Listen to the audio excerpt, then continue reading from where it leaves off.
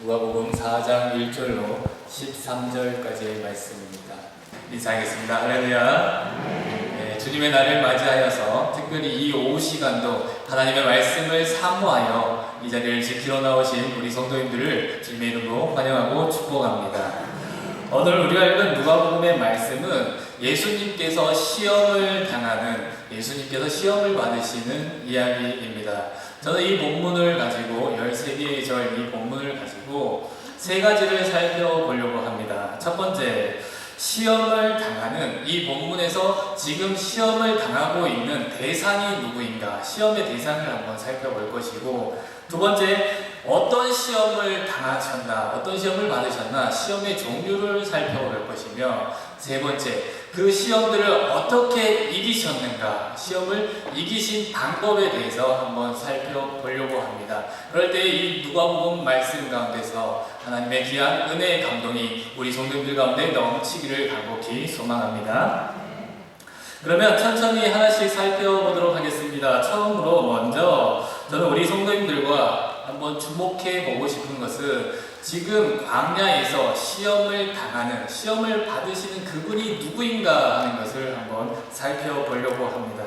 답이 너무 쉬운 질문 같지만 우리 성도님들 한번 대답해 주시겠습니까? 지금 본문에서 마귀로부터 광야에서 시험을 당하는 분이 누구입니까?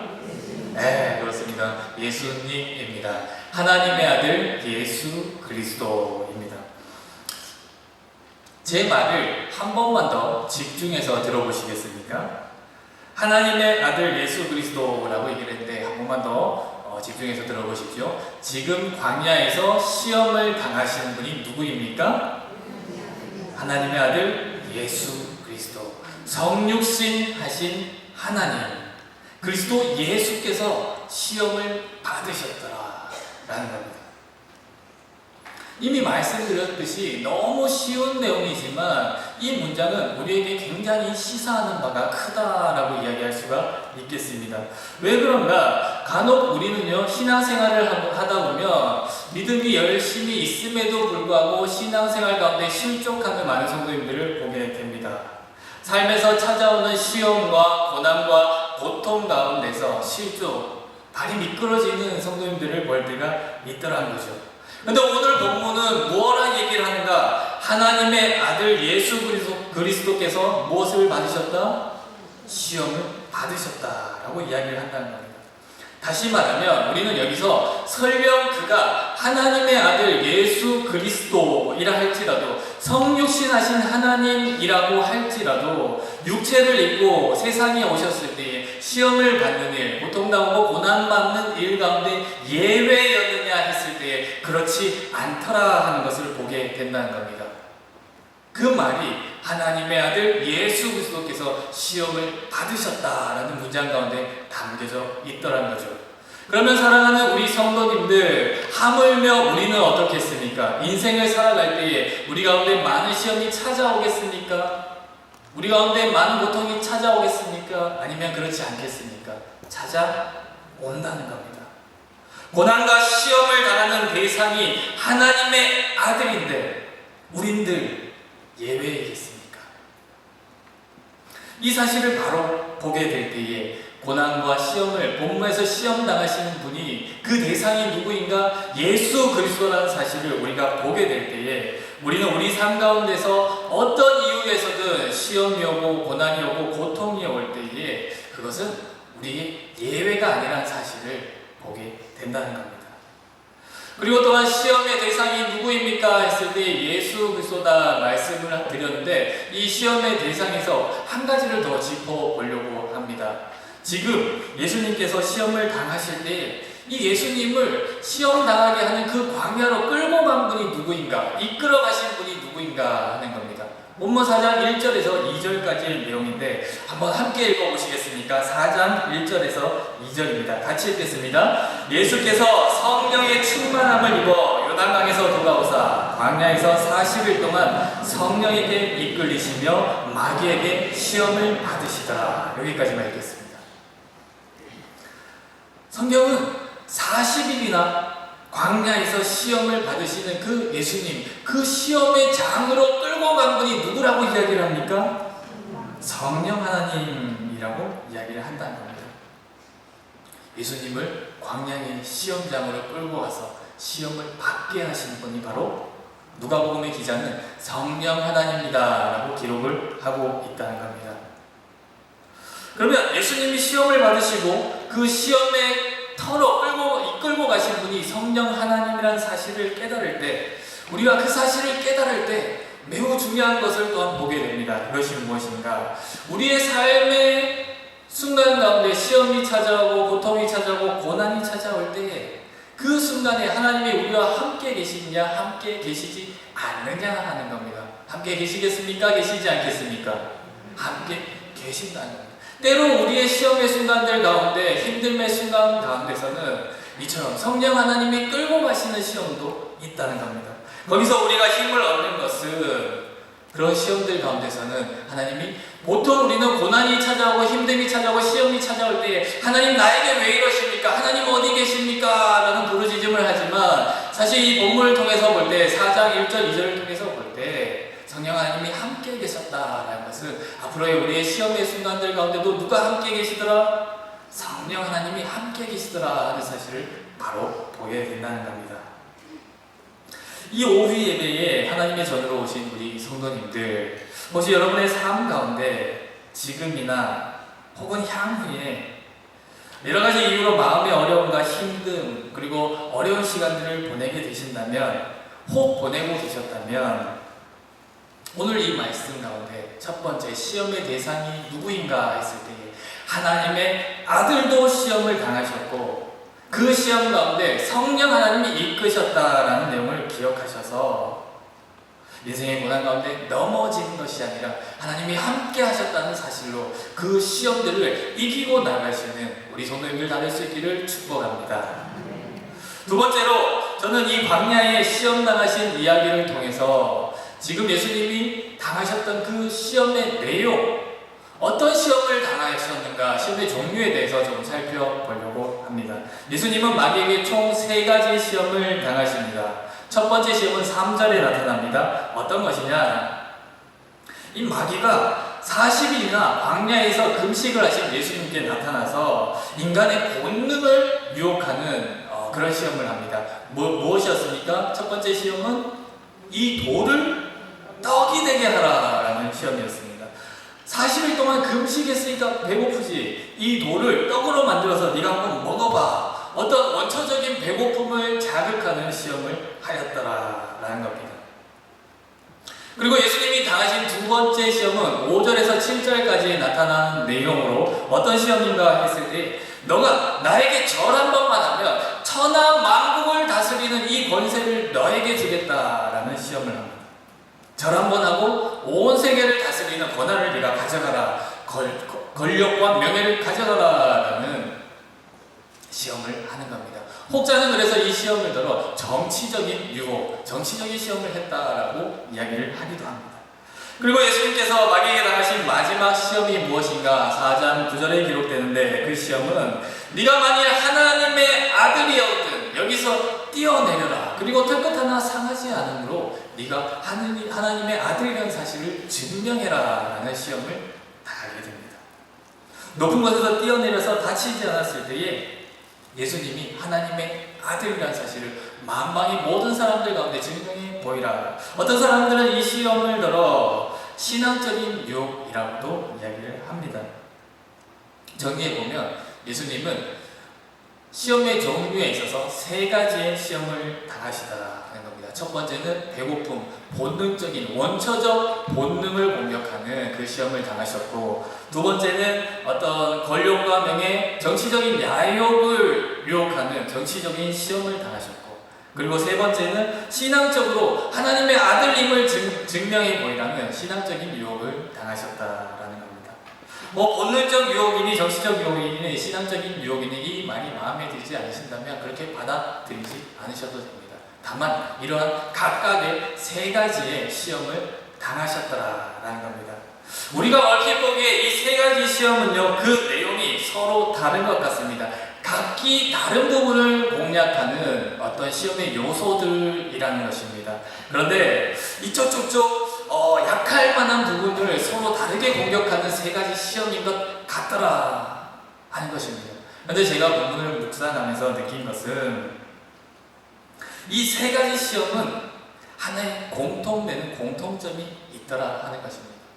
서로 다른 약점을 공략하는 것 같지만 이 시험의 본질은 한 가지였다는 겁니다. 그것이 무엇인가 했을 때 이 세 번의 시험은 모두 다 굉장히 정당하고 합리적이고 부당하지 않은 그런 것들을 요구하는 시험이었다라는 겁니다. 제 말 제대로 들으셨습니까? 정당하고 부당하지 않은 합리적인 그런 시험이었다는 겁니다. 무슨 말인가? 예수님께서 당하셨던 이 시험의 종류 세 가지에 대해서 이렇게 한번 바꿔서 생각을 해보시면 좋겠습니다. 한번 잘 들어보십시오. 배고픈 이가 능력이 있습니다. 그래서 자기의 능력으로 돌을 떡으로 바꾸어서 먹는다면 그것이 잘못이겠습니까?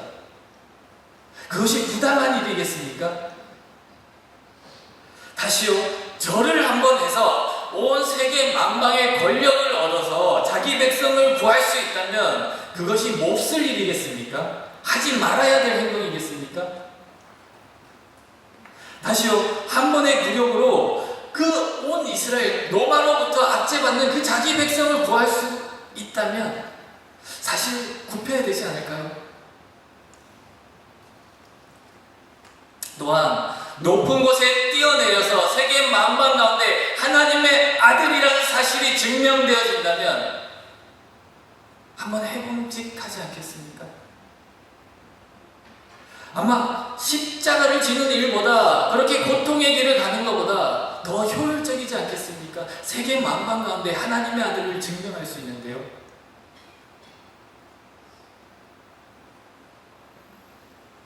다시 말해서 예수님이 당하셨던 이 세 가지 시험은 정당하냐 부당하냐 했을 때 그렇게 부당한 부분이 없는 시험들, 또 한편으로 보면 합리적이냐 굉장히 합리적인 시험이 될 수 있었다는 겁니다.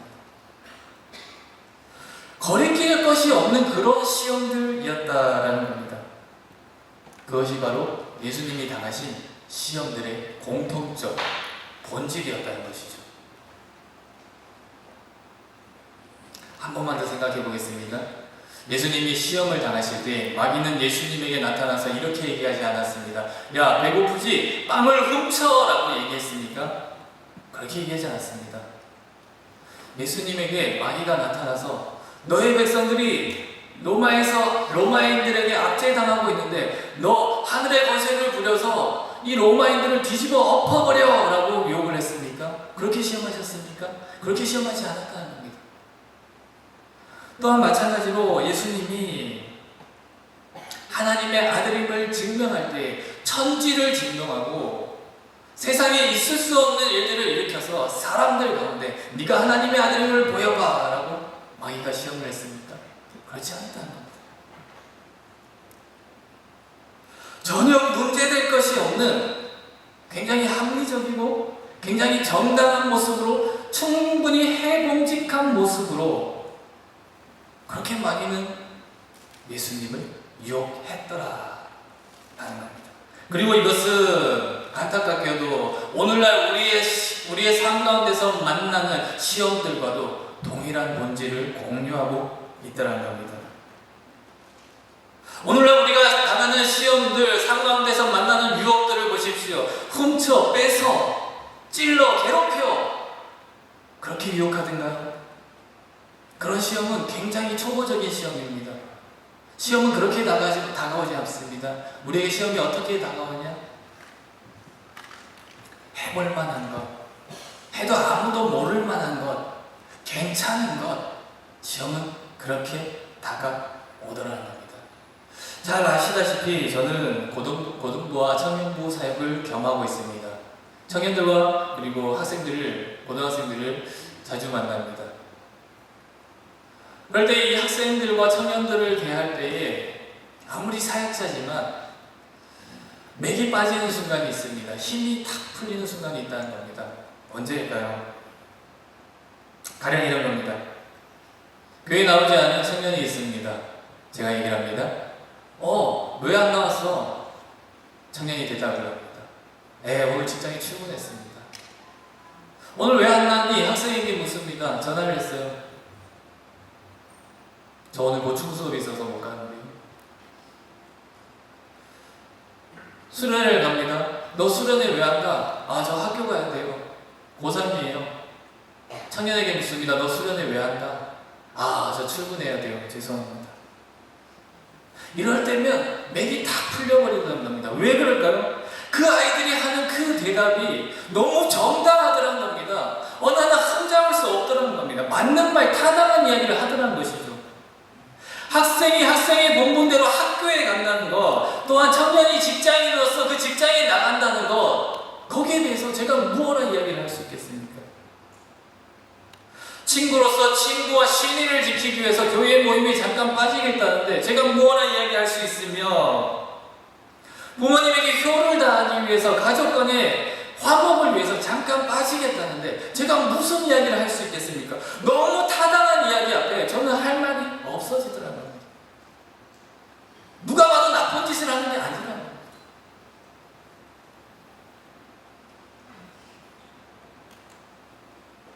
지금 예수님이 마귀에게 당하시는 시험이 바로 그 바탕에 있다는 겁니다. 굉장히 합리적인 선택을 요구를 하고 정당한 방법을 하라고 이야기를 하고 부당할 것이 없는 나쁜 것이 없는 타당한 방법으로 이야기를 하고 있더라. 예수님은 그렇게 시험을 받으셨다 하는 것입니다. 그리고 우리는 여기서 우리가 당하는 삶의 시험들의 본질을 본다는 겁니다.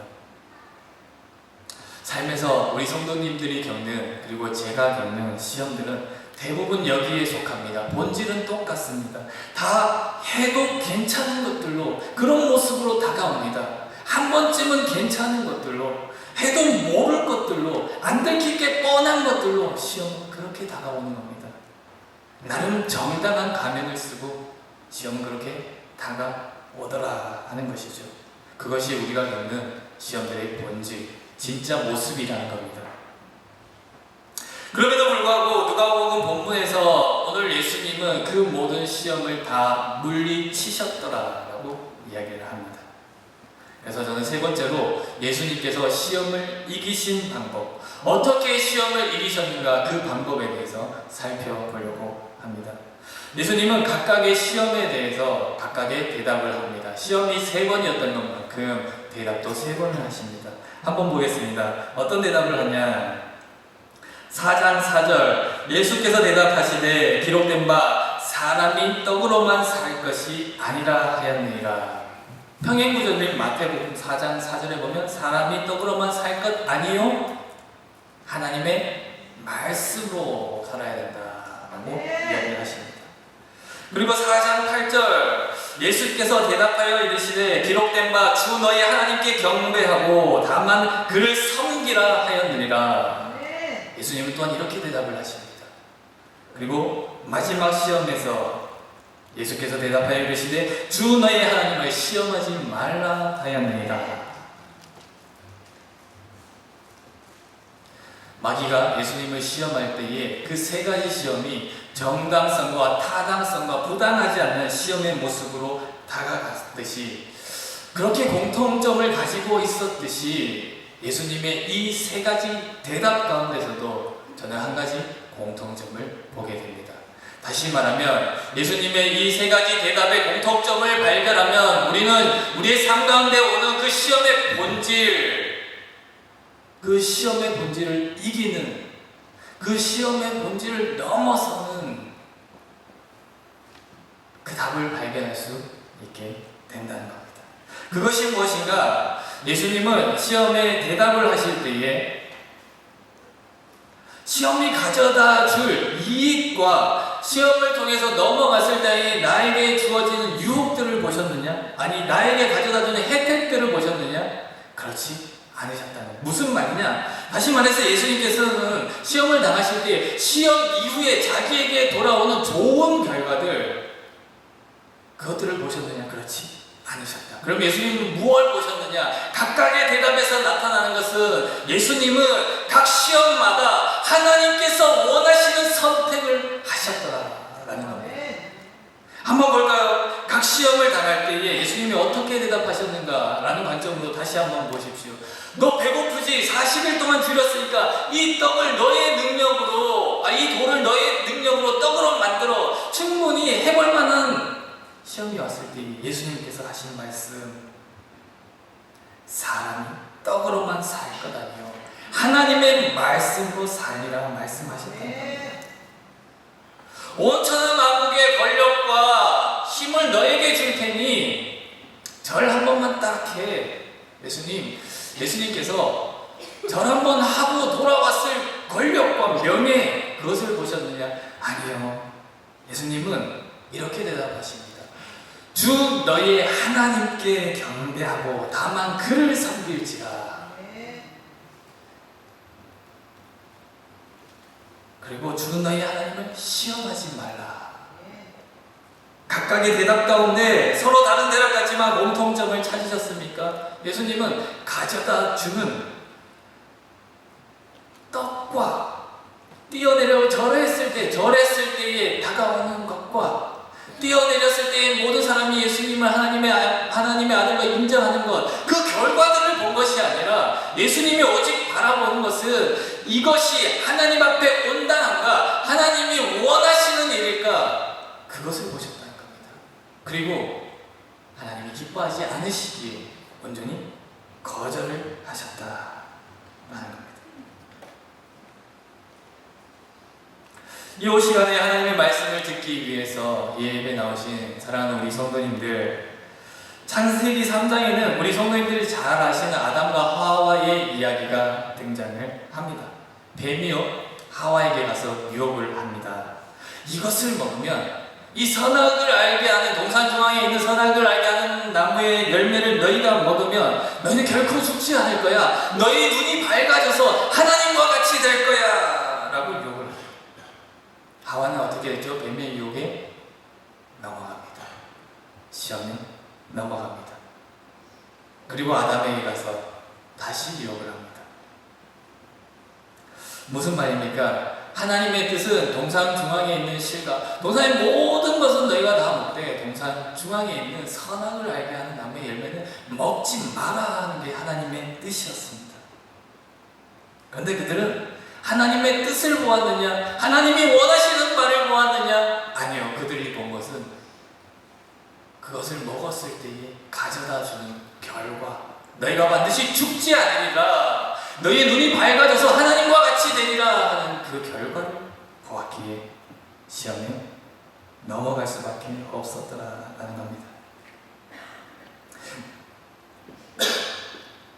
만약 아담과 하와가 시험이 가져다 주는 결과가 아니라 하나님의 말씀에 너희는 먹지도 말고 만지지도 말라 하셨던 그 하나님의 뜻대로 행동을 하였다면 어떻게 되었을까요?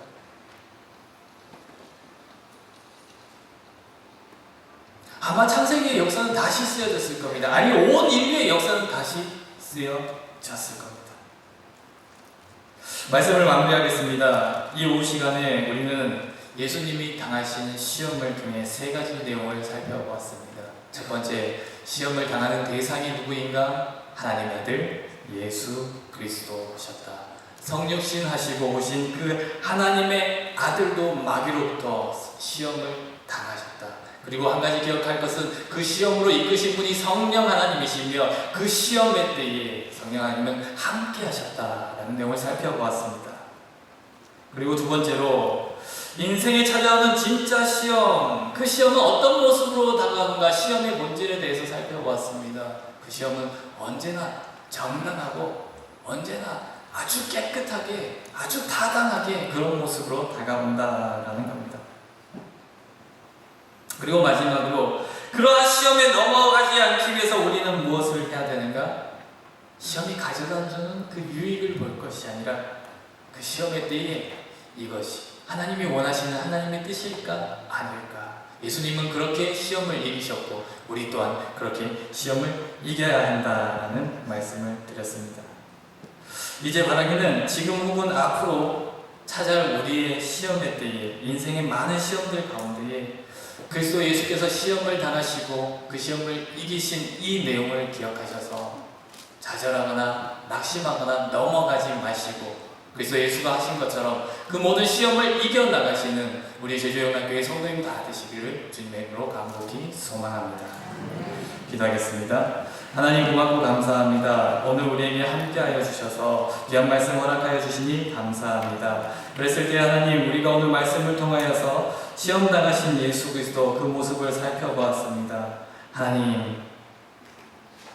하나님이신 예수 그리스도께서도 시험을 당하셨는데 하물며 우린 어떻게 했습니까? 하나님 그 시험의 때에 예수님의 시험에 이기신 모습들을 기억하여서 시험의 본질을 파악하여서 시험에 넘어가지 않고 그 시험을 이기며 승리하는 우리 믿음의 성도들 다 될 수 있도록 인도하여 주옵소서. 함께 하실 줄 믿사오며 사랑하는 주 예수 그리스도 이름으로 기도드립니다.